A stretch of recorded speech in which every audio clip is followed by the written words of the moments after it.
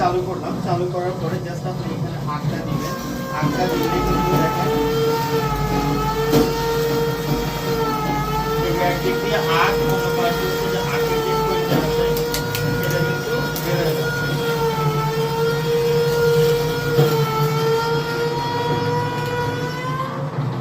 দেখেন একবারে কিন্তু আঁক থেকে আমাদের রড বের হয়ে গেছে, একদমই মুচমুচে হয়ে গেছে আঁকটা। আপনি যদি চান এটা আবারও দিতে পারবেন, এভাবে করে চাইলে আবারও দেওয়ার পর দেখুন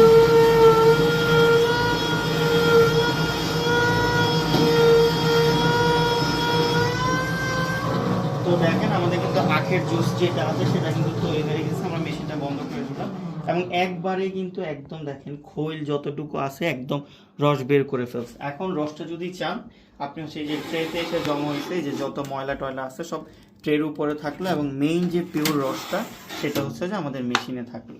তো এখন আমরা চাইলে এই বোতলের মধ্যে যদি চাই এই রসটা নিতে পারবো।